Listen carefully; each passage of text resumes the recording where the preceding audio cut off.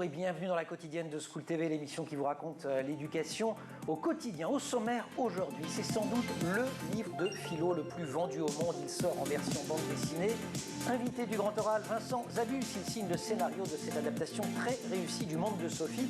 C'est chez Albin Michel. L'Anti-Sèche des Maguessel. L'Anti-Sèche, vous le savez, c'est la façon dont l'actualité résonne dans les programmes. L'actu, c'est un anniversaire. Il y a 200 ans, Champollion perçait le secret des hiéroglyphes. On va donc reparler de l'Égypte, sujet qui passionne les enfants. L'heure de la récré, toujours avec Emma. Intelligence artificielle au menu. On va faire des dessins pour le moins originaux. Et puis des livres encore et toujours en fin d'émission. Comme tous les vendredis, Célie Luton, notre libraire et chroniqueuse, nous partagera ses conseils de lecture pour les enfants et pour les adolescents. La quotidienne de School TV, c'est maintenant. C'est parti. Grand oral. Qui es-tu ? D'où vient le monde ? Si vous faites partie des dizaines de millions de lecteurs du Monde de Sophie, vous avez reconnu les deux questions qui ouvrent ce roman initiatique signé du Norvégien Jostein Gaarder, roman paru en France en 1995. Eh bien, il nous revient sous la forme d'une bande dessinée très réussie. Elle est publiée par Albin Michel et on a le grand... Elle est signée, pardon, je le précise quand même, Nicobi pour le dessin et Vincent Zabus pour le scénario. Vincent Zabus qu'on a grand plaisir à accueillir pour ce grand oral. Vincent, bonjour. Bonjour. Alors vous-même, quand est-ce que vous aviez découvert ce Monde de Sophie dont vous avez fait le scénario ? Je précise d'ailleurs que c'est le tome 1 qui vient de sortir. Il y aura un tome 2 qui sortira à l'automne 2023. Exactement. Vous étiez étudiant. J'étais étudiant, j'avais 20 ans, j'étais étudiant en lettres et on se partageait tous le roman. C'était d'autres lecteurs, les copains, ils disaient j'adore, tiens, lis. Et c'est à cette époque-là que j'ai découvert et c'était une initiation à la philosophie, la découverte d'un nouveau monde. Étudiant en philo-lettres à Namur, en Belgique, vous êtes belge. Qu'est-ce que ça vous apportait, par exemple, par rapport à l'enseignement classique de la philosophie que vous receviez justement à l'université ?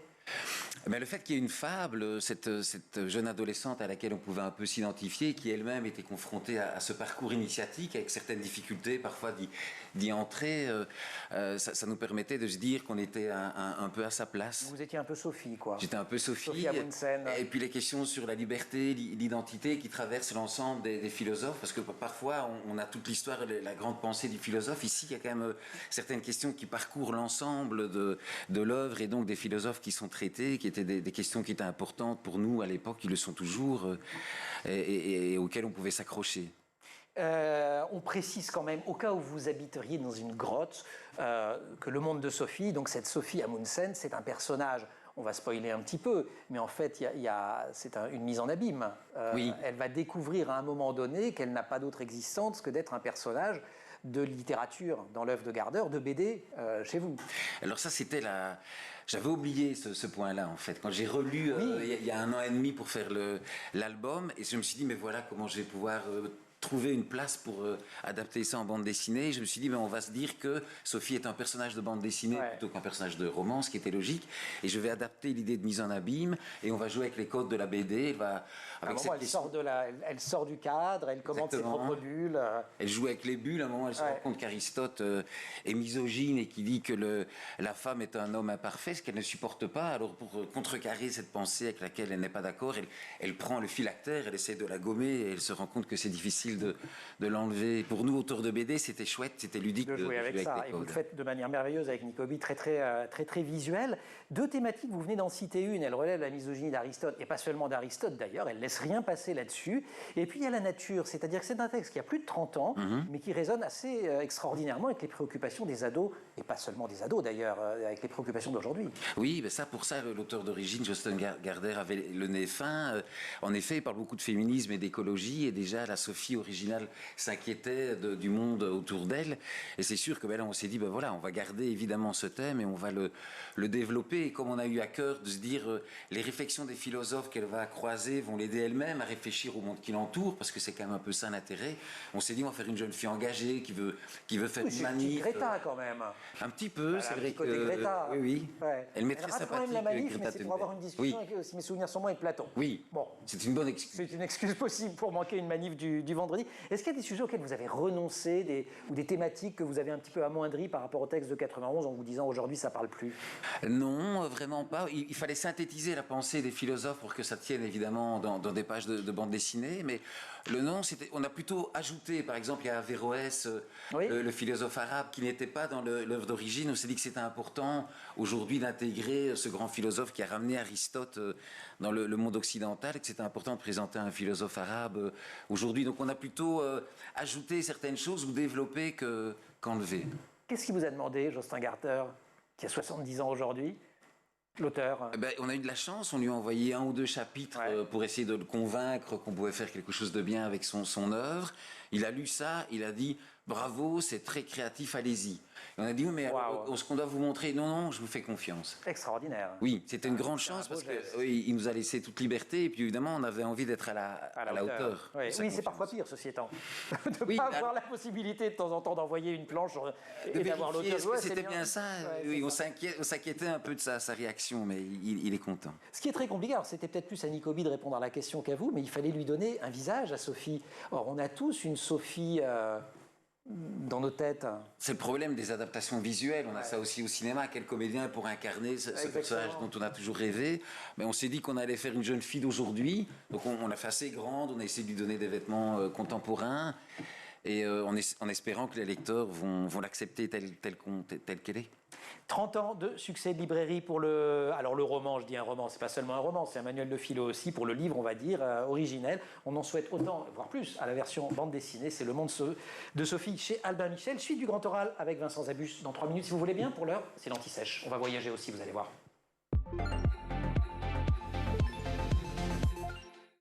Emma, bonjour. Bonjour. Avec vous, Emma, on part en Égypte aujourd'hui dans l'Anti-Sèche parce que cette année, on fête un bicentenaire. Jean-François Champollion perçait le code des hiéroglyphes en 1822. Absolument, une avancée énorme pour comprendre l'écriture des civilisations égyptiennes et dévoiler leurs mystères. Alors Jean-François Champollion y a consacré sa vie. Il est passionné d'Égypte depuis l'adolescence. Il devient prof d'histoire, spécialiste des langues anciennes. Il maîtrise le latin, le grec, entre autres. Mais il y a quelque chose qu'il ne maîtrise pas, ce sont les hiéroglyphes. Et à l'époque, c'est-à-dire au début du 19e siècle, personne n'avait encore réussi à les déchiffrer. Et lui va s'y atteler à partir d'un artefact mondialement connu aujourd'hui. Tout à fait, à partir de la pierre de Rosette. Alors la pierre de Rosette, c'est en fait un fragment qui appartenait à une stèle qui était placée dans un temple. Elle a été découverte en 1799 par des soldats de l'armée française pendant la campagne d'Égypte de Napoléon.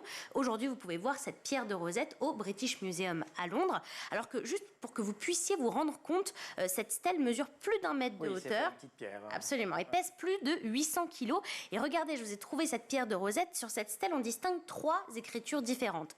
Tout en bas, il y a le grec ancien, puis ensuite il y a le démotique, qui est une écriture simplifiée de l'égyptien ancien, et enfin les fameux hiéroglyphes. Et tout ce texte détaille un décret du roi Ptolémée V, publié en 196 avant Jésus-Christ. Une enquête extraordinaire, et c'est justement grâce à ce nom, Ptolémée V, qui est inscrit sur la pierre, que Champollion va réussir à déchiffrer le secret des hiéroglyphes. Tout à fait, même si les noms des pharaons, un médecin et physicien anglais, Thomas Young, en avait déjà percé un peu le mystère. En fait, il avait découvert que les noms de pharaons étaient contenus dans des cartouches de forme ovale, et ces cartouches avaient comme symbolique de protéger le roi, le pharaon.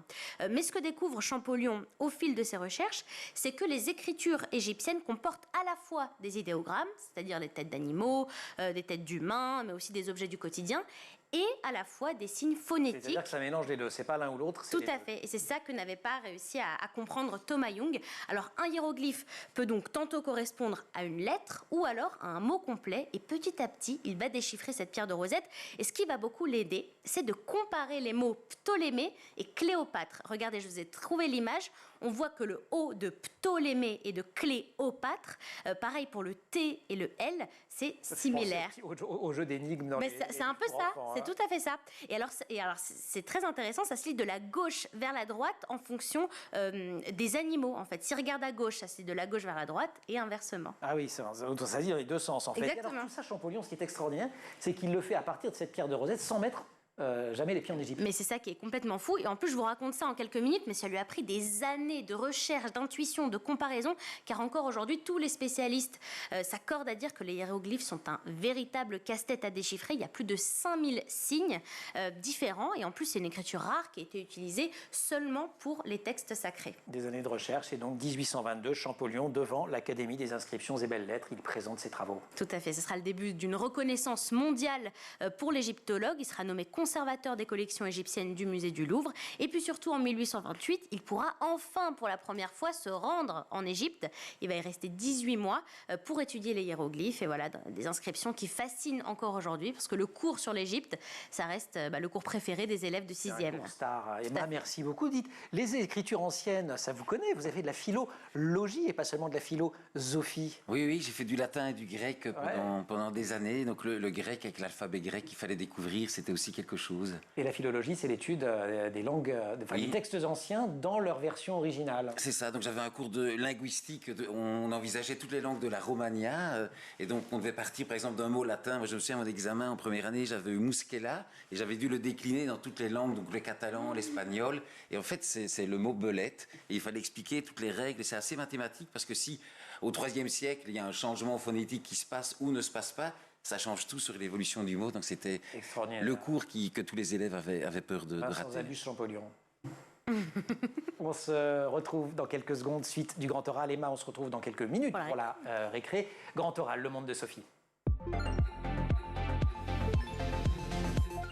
Je vous cite un extrait de Philosophie Magazine. Leur Sophie se montre plus grave que sa devancière. Elle a connu l'expérience du deuil et surtout se montre davantage soucieuse d'égalité, de justice sociale, de féminisme et d'écologie, même si elle manque une manifestation contre le réchauffement climatique pour avoir dialogué un peu trop longtemps avec Platon. Citation donc de Philosophie Magazine sur cette superbe adaptation en bande dessinée du monde de Sophie, dont on accueille le scénariste Vincent Zabus, tome 1 qui couvre une période qui va de l'Antiquité à l'époque baroque. Est-ce qu'il y a des chapitres qui vous donnaient plus de fil à retordre que d'autres?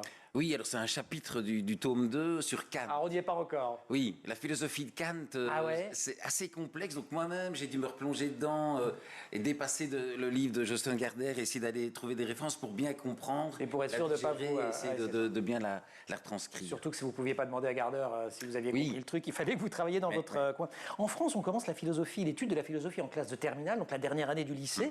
Comment la philo est-elle enseignée en Belgique?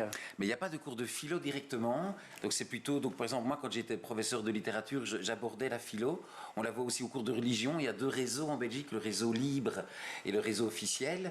Et donc dans le réseau libre, il y a des cours de religion. On envisage les différentes religions et les différents philosophes. Mais il n'y a pas un cours spécifique dédié aux philosophes. Ah, et donc forcément, un ouvrage comme Le Monde de Sophie, ça rend un vrai service. Oui, parce que je pense que on l'espère. Il y a un côté scolaire, quoi. Mais oui, les profs vont s'en emparer pour en parler à leurs élèves et traiter tel philosophe avec un des chapitres de notre BD. Vous l'avez dit, vous avez fait des études de philo-lettres, philologie aussi, et vous commencez par enseigner. Oui. Qu'est-ce qui vous amène vers l'enseignement? C'est parce que c'est une évidence avec le parcours qui était le vôtre, ou ça allait un peu au-delà, vous aviez envie de partager quelque chose avec les jeunes? Mon rêve était d'écrire, mais c'est difficile d'en vivre au départ, et je me suis dit, maintenant que je ne peux pas être un auteur qui vide sa plume, le plus agréable, ce sera d'être prof. Et donc, je suis devenu donc prof de littérature et de théâtre. Et ce qui était génial dans mon souvenir, c'est que j'apprenais beaucoup aussi avec mes élèves. Par exemple, je n'avais jamais fait de théâtre à l'époque et je leur enseignais quelque chose que je ne savais pas avant de le dire. Je le découvrais avec eux. Et ça, pendant 7 ans, ça a été un vrai plaisir de tous les jours se réinventer avec eux. Et puis, vous avez joué au prof, alors? Oui, c'est ça. Alors, on est un peu comme un comédien. Ouais, et parfois, on est mal à l'aise, on n'est pas sûr de soi et on fait semblant que ça va.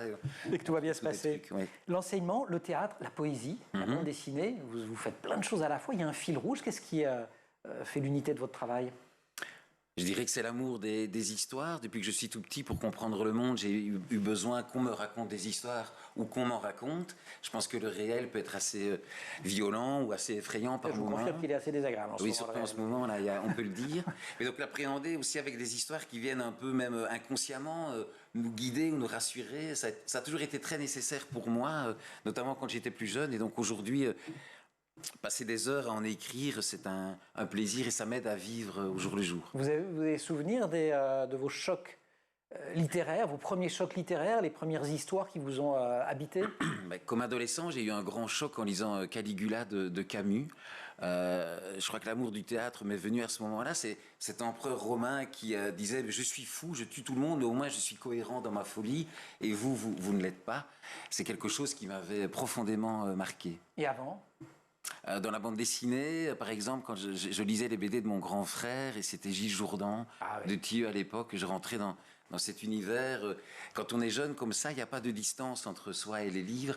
Donc, quand je lisais Tintin, Spirou, pour moi c'était... Vous étiez Tintin, vous étiez Spirou. Oui, le monde qui était dessiné était vrai. J'avais aucune distance entre ce qui était raconté et moi. Je m'immergeais totalement. Vous remerciez, à la fin de l'ouvrage, Jérôme Faucheux, que je ne connais pas, mais pour sa culture norvégienne. En quoi il était important pour vous d'avoir accès à la culture norvégienne pour pouvoir adapter correctement le monde de Sophie? Et donc ça, c'est un ami de Nicobi qui a vécu longtemps en Norvège. Et alors, évidemment, Nicobi avait des problèmes. Mais comment... Donc, on n'a pas voulu se dire que la maison de Sophie était une maison norvégienne, mais qu'elle pouvait l'être. Pardon. Et donc, du coup, on essayait de garder une maison qui pouvait être dans les deux endroits. Et je sais que, notamment, il y a eu un problème de fenêtre. Il s'est dit, mais comment est-ce que je peux dessiner une fenêtre qui... Et donc, il a sonné à passe son temps à rentrer, à sortir par la fenêtre. Voilà. Et donc, il a dit, est-ce qu'en Norvège, ça peut marcher? Alors, ils lui ont envoyé des photos. Voilà. Ok. Donc, c'était vraiment pour rendre la chose tout à fait... Crédible. Crédible. On va continuer, évidemment, à en parler, Vincent Zabus, puisque dans la foulée de la parution du Monde de Sophie en 91, des dizaines de collections de philo pour les enfants ont été créées. Retour sur ce phénomène à l'occasion de la sortie de l'adaptation en BD du best-seller de Jostein Gaarder. C'est après la récré, Emma Guessel.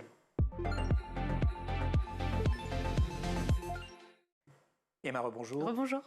Aujourd'hui, dans l'heure de la récré, vous allez nous parler d'intelligence artificielle, mais d'une intelligence artificielle d'un nouveau genre. Mais oui, parce que... C'est vraiment intelligente? Non, je rigole. Elle est intelligente, vous allez voir. Formidablement intelligente. Parce qu'en fait, désormais, depuis quelques mois, on voit affluer des images sur les réseaux sociaux. Alors parfois c'est très réaliste, parfois c'est complètement futuriste, mais ce qui est fou, c'est que ces images sont créées par l'intelligence artificielle. J'ai trouvé un très bel article à ce sujet dans le numéro d'octobre de Cosinus, pour mieux comprendre. Et dans cet article, on commence par décrypter une photo qui a fait polémique. Regardez, cette œuvre, c'est celle de l'Américain Jason Allen, qui a remporté le premier prix de la Foire d'État du Colorado dans la catégorie œuvre numérique. Sauf que cette récompense a déclenché une polémique, puisque rien de ce qu'on voit sur la photo n'a été dessiné par lui, mais uniquement par un programme d'intelligence artificielle. Et tout ça dans Cosinus, le magazine des maths et des sciences, crée des images grâce à l'intelligence artificielle. En fait, ça fait pas si longtemps que ça existe par ailleurs. Absolument, ça s'est développé seulement à partir de cet été vraiment, c'est-à-dire que la qualité des images que l'on peut créer a clairement fait un bond. Et ça se passe comment concrètement? Mais en fait, vous allez sur l'un de ces sites qui propose de créer des images grâce à l'intelligence artificielle. Il y en a plein de gratuits. Typiquement, l'artiste américain dont je vous parlais au début a créé son image sur Midjourney, un site totalement gratuit. Et ensuite, il suffit de rentrer des mots-clés, des instructions claires pour obtenir l'image que vous souhaitez. Et comment ça se fait que ça donne un résultat aussi rapide? En fait, ces programmes d'intelligence artificielle se basent sur des millions d'images récupérées dans des banques d'images ou sur Internet. Et chacune de ces images est associée à des mots-clés. Et donc ensuite, on lit les mots clés entre eux et boum, ça donne des choses incroyables. Et vous n'avez pas pu vous empêcher de tester? Mais oui, j'ai fait mes devoirs, j'ai essayé. Alors, je suis allée sur le site de Midjourney, justement. Vous créez un profil, c'est très simple, c'est gratuit. Et puis là, j'ai tapé au hasard Cowboy, espace, Mars, et regardez le résultat de la photo. Ok, faut se méfier un peu quand même. Non, mais c'est futuriste, mais c'est super bien fait, quoi. Vraiment, on se croirait sur Mars, il y a l'espace, des cow-boys partout, c'est vraiment marrant, quoi. Ouais. Et intelligence artificielle, il faut se méfier quand même. Bah oui, il faut se méfier parce qu'il y a des limites. Et les images peuvent devenir discriminantes. Toute la puissance de cette intelligence artificielle repose sur le fait qu'elle a besoin de s'entraîner pour être performante. Elle sort des milliards et des milliards d'images. Tout à fait. Plus elle réalisera de programmes de différentes associations d'images, plus le résultat sera réaliste et spectaculaire. En revanche, si on entraîne le programme avec des images qui comportent, par exemple, que des hommes et aucune femme, le programme finira par produire que des images d'hommes quand on lui demandera de dessiner une foule ou un visage, par exemple. Donc, il faut faire attention. Et oui, ça avait été un des grands biais. Je crois que c'est Amazon qui avait testé le recrutement de cette façon-là avec des intelligences artificielles. Et il s'était rendu compte qu'il reproduisait exactement le schéma du surdiplômé dans des beaux quartiers américains. Donc, faut Emma, se méfier. On se méfie. Merci beaucoup. Grand oral, Vincent Zabus. Le premier tome vient de sortir chez Albin Michel. Pour le second, il faudra attendre l'automne 2023. C'est l'adaptation en bande dessinée du best-seller Le Monde de Sophie, adaptation signée Nicobi pour le dessin, Vincent Zabus pour le scénario. Et j'ai pas dit quand même que les couleurs sont de Philippe Horry, parce que ça compte. Et tout ça d'après. C'est très important la couleur. Ah bah alors, quand on feuillette une BD, oui. qui nous donne envie d'entrer dedans, je pense que c'est la couleur. Et elles sont chaudes et sympathiques, ça participe au plaisir de lecture. Absolument. Est-ce que capté, vous disiez que vous aviez commencé l'enseignement sans savoir enseigner finalement, et enseigner le théâtre sans savoir non plus. Comment vous avez appris finalement à faire tout ça? Mais j'étais congruent, comme on m'avait dit quand j'étais à l'UNIF, c'est-à-dire que j'étais moi-même. C'est sympa comme conseil. Soyez vous-même. Je vais tester. Soyez congruente. Super. Je me souviens une petite anecdote. Une fois, j'avais pas corrigé une interro et j'étais en retard. Et alors, les élèves m'ont dit, mais enfin, monsieur, vous n'avez pas corrigé, pourquoi? Et je leur avais répondu, c'est parce que j'avais pas envie. Et alors j'ai cru que ça allait les énerver. Au contraire, ils avaient adoré ça, ils avaient souri et ils avaient accepté mon retard. J'avais osé être moi-même, ne pas leur mentir, ça leur avait plu. C'est pas mal ça. La poésie aussi, vous êtes poète et vous introduisez un côté, je trouve, très poétique parce que donc votre Sophie, elle a conscience d'être un personnage de BD. Et après, ça m'a fait penser à La Rose pourpre du Caire, ça m'a fait penser aussi à Ceci n'est pas une pipe, à Magritte. Enfin, il y a un côté surréaliste. Oserais-je dire belge? Vous avez amené un petit peu de belgitude dans toute l'histoire, non? J'adore Magritte et j'adore Woody Allen, donc ça ça tombe bien alors, vous voyez. La Rose pourpre du Caire et aussi Fred, l'auteur de Philémon. Oui, Philémon, j'ai pensé à Philémon également. Voilà, que je relis très souvent. Donc s'amuser avec le code qu'on était en train de travailler, le média, que ce soit une matière, c'est vraiment chouette. C'était une façon aussi d'amener de l'humour et quelque chose de ludique sans tomber à plat. Il fallait être un peu à la hauteur du sujet. Et puis aussi, ça pose la question de la liberté. Et Sophie se rend compte qu'elle est contrainte. Voilà, je suis enfermée dans une case. Ce que je dis, c'est pas moi qui le dis. C'est l'auteur ou les auteurs. Comment est-ce que je peux exister quand même malgré ça? Et trouver une place. C'est vrai qu'elle a un petit côté Philémon. Oui. Dans sa silhouette. On a besoin de médiations comme celle de la bande dessinée pour venir à des notions complexes aujourd'hui, plus qu'avant, à votre avis? Dans tous les cas, on se rend compte que la bande dessinée peut véhiculer des idées et elle a quelque chose d'accrocheur. C'est vrai que comme on est entouré d'images et que la narration visuelle est intégrée de plus en plus jeune, je pense que c'est un bon véhicule pour transporter des idées. Et en même temps, quand on fait une BD, c'est important que ce soit plus que ça, que la BD ait une valeur artistique en elle-même. Donc on a vraiment, avec Nicobi, essayé de trouver les deux à la fois, d'être un bon véhicule pour la pensée des philosophes et en même temps de donner une valeur à la BD en tant que telle. Vous avez commencé à rencontrer des lecteurs ou pas? Parce que le livre vient tout juste de sortir. Hein. Oui, donc il est sorti mercredi et on était au festival de Saint-Malo ce week-end et en effet on a commencé Quai des Bulles. Oui, à Quai des Bulles. Formidable. D'ailleurs, vous êtes un petit peu... Qu'est-ce que c'est que ça? Mais on a un peu chanté, on a parlé tard avec les copains, je me suis un peu éraillé la voix. Un peu de théâtre de rue aussi, non? Un peu de théâtre de rue, oui. Je suis à moitié comédien, à moitié scénariste. Et ouais, donc forcément. Et les réactions des jeunes lecteurs alors? Mais c'était très chouette parce que tout de suite on sent qu'ils sont attirés par la réputation du roman. On a par exemple des parents, des grands-parents qui ont envie de l'acheter en disant mais je vais donner ça à mon filleul ou à mon fils justement, il a l'âge pour le découvrir. Et puis on a des gens plus jeunes qui disent mais j'ai commencé à lire le roman, puis j'ai pas été jusqu'au bout, je vais acheter la BD, comme ça va me remettre à niveau. Super cliffhanger à la fin. Oui. Je sais pas comment on dit en français, cliffhanger, d'ailleurs, accroche. Climax. Climax, oui. Vous n'êtes pas au bout de vos surprises. En attendant, ça va sortir, je crois, 16 ou 17 pays ont déjà acheté les droits. Oui. C'est rarissime pour une bande dessinée aussi vite. Oui, déjà en janvier, donc il y a quelques mois, il y a déjà 16 langues, puisqu'on compte en langues qui ont acheté. Par exemple, en Chine, on a découvert que le monde de Sophie était plus ou moins obligatoire dans le parcours des ados. Ils l'étudient en classe. C'est une introduction générale à la culture occidentale. Donc quand les éditeurs de BD chinois ont vu ça, ils se sont absolument rués dessus pour le traduire. Ils se sont battus entre eux pour obtenir la Corée, le Japon, enfin plein de pays. Exactement, l'Albanie, donc c'est un peu partout. Ça, c'est un vrai plaisir de se dire qu'on va être lu dans le monde entier. Comme la version originelle. J'ose même pas dire originale, parce qu'elle est originale aussi, la vôtre. C'est une œuvre en tant que telle. Vincent Zabus, tous les vendredis, on reçoit Célie Luton, elle est libraire. Gageons qu'elle va en vendre quelques-uns. Et elle donne des conseils de lecture. On l'accueille? Avec plaisir. Emma, merci. Célie, la librairie.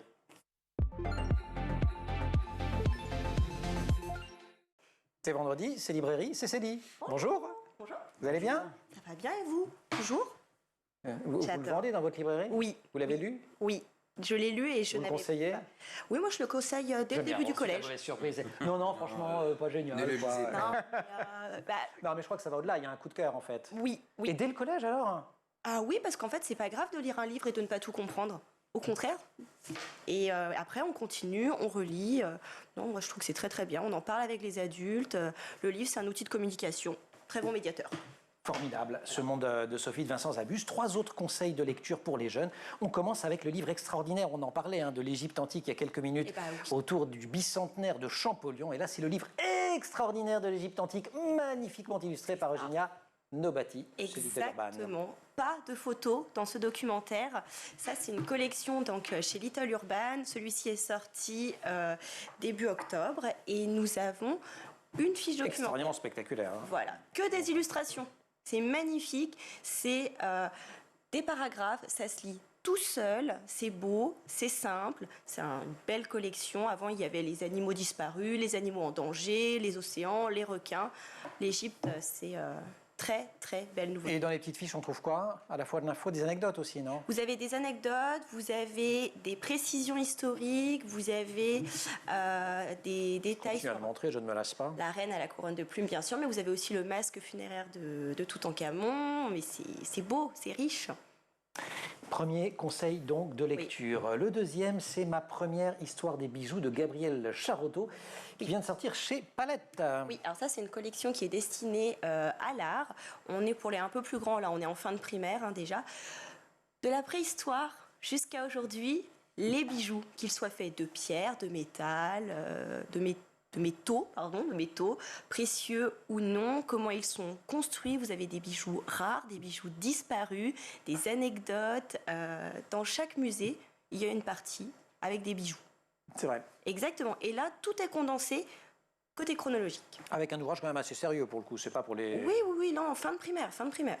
Oui, même. Oui. Ouais. Ah, mais bien après, hein. On commence, mais il n'y a pas de fin. On termine avec une plongée dans l'univers de Stephen et Lucy Hawking, publié tout récemment là encore, c'était le 6 octobre chez Pocket Jeunesse. Oui, alors ça c'est comme le monde de Sophie en bande dessinée, c'est le genre d'ouvrage où les grands collégiens et les lycéens des fois ras-le-bol de lire des romans, ils veulent lire des choses qui vont leur apprendre des choses. C'est ce qu'on me dit. Voilà, moi c'est ce qu'on me dit en magasin, je veux lire quelque chose qui m'apprend tout de suite, j'en ai marre, à l'école j'apprends des choses qui ne me serviront pas. C'est pas vraiment vrai, mais bon. Et là, il y a des réponses à des questions qu'on s'est posées. C'est bien construit et un documentaire, ce qui est bien, c'est qu'on le lit dans le sens que l'on veut. On lit la chose, le sujet qui nous intéresse. Ou alors on peut piocher.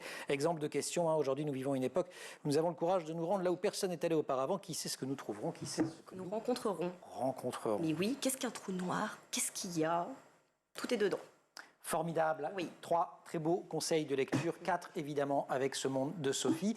Merci beaucoup Célie, merci beaucoup Vincent. Merci. Beaucoup de succès pour ce premier tome. On attend le deuxième avec impatience. Vous avez terminé, il faut que le dessinateur dessine, c'est ça? Oui, moi j'ai terminé. Nicobi bosse un peu, mince quoi. Il bosse.